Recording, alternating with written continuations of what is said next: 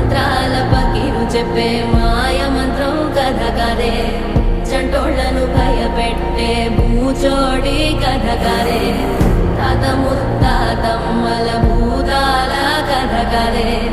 విక్రమాదిత్యుడు చెప్పిన వేదాళుడి కథ కదే దీపము నుండి దెయ్యం వచ్చే అల్లావుద్దీన్ కథ కాదే ఇది ముడత చర్మం ముసలి చెప్పే కథ